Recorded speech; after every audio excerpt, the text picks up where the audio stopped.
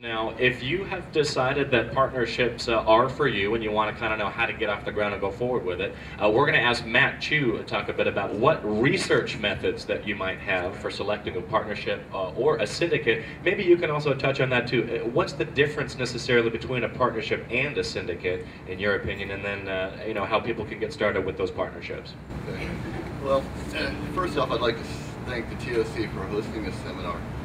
This game has changed quite a bit in the last 20 years. We've gone to more racing days, higher costs, and more horses needed to fill the cards, which means we need more owners and more horses stabled here in California. And I do appreciate what the TOC is doing by trying to educate people into these partnerships.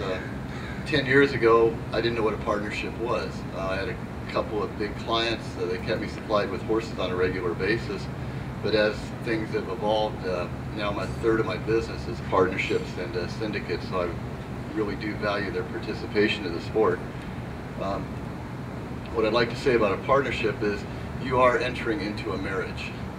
So you want to select your partners very carefully. These have to be people that you can look in the eye and trust. These are people that are going to, especially the syndicate managers and the partnership managers, people that are going to represent you. And you need to have good communication with them, and it's just like a marriage. There's going to be a lot of things in horse racing that they're going to try to, especially to new people, that they're going to be explaining to you that you're not going to quite understand, and you're just going to need to know that they're acting in your best interest. And so the first thing you do is try and surround yourself with people that you're comfortable with. That's first and foremost. Also, in these syndicates, what a lot of people have told me in the syndicates, they've made a lot of very good friends in these partnerships, and it's a good way to develop a little camaraderie in the game and have some people that support each other. Trainers, they ask about different ways to get into partnerships. One way is as a trainer, I always have people that are looking to either sell a piece of their horse or buy a piece of a horse. And what I try and do is put like-minded individuals together, and and we have 2 partnerships right now with clients of mine that have been with me for well over 6 years. There's a group of 3 people. They invest together. They're very like-minded. We have good rapport, and they get along very well. The other way to select a group is come out to the races, talk to people that are in some of your larger syndicates. We have Little Red Feather here, we have Bongo Racing, we have Owners Stables. You have some very good established syndicates that are operating right now and are doing things the right way. And the best thing you can do is talk to people that are involved with them and get a feel for whether they're happy or not.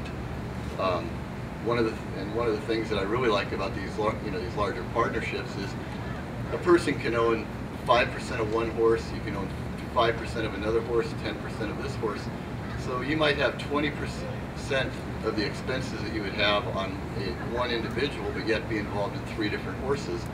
And from an action standpoint, that's a good thing. You have 3 horses that you have a rooting interest in instead of just one. If you own one horse, sometimes it is a game of patience. They sometimes will take anywhere from 6 to 9 months to get ready to run their first race, and then they might run anywhere from 3 weeks to 6 weeks in between. And if you only own one horse, it'll drive you crazy sometimes.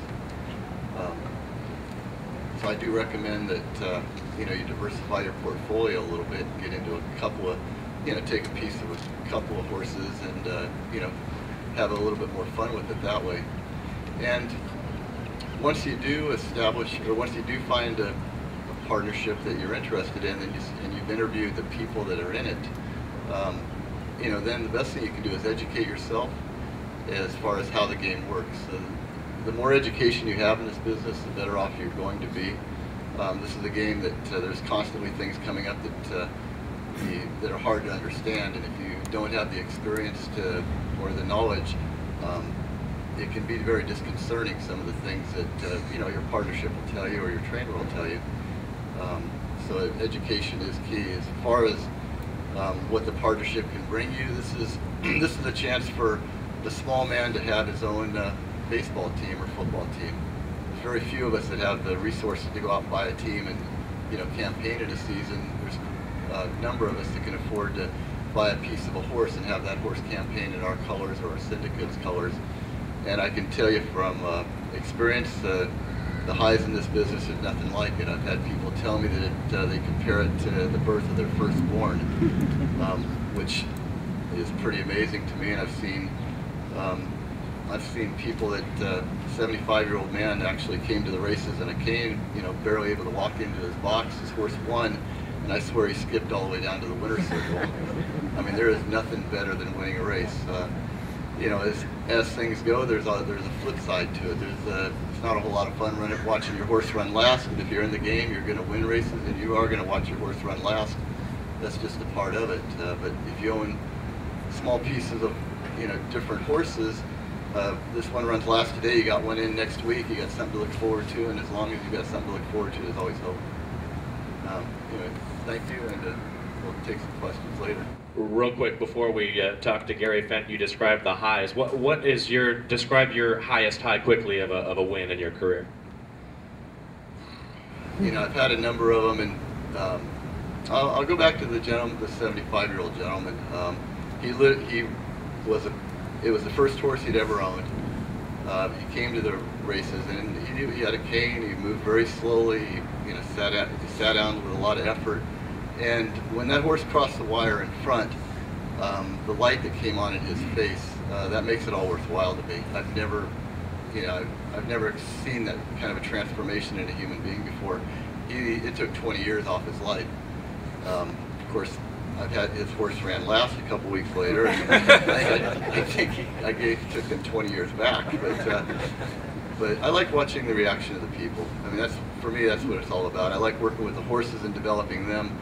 But the human relationships are very important in this business. You have to enjoy the people you're working with, and you can literally watch somebody's life change before your eyes. And I've seen it on a number of occasions, and I wouldn't trade it for the world.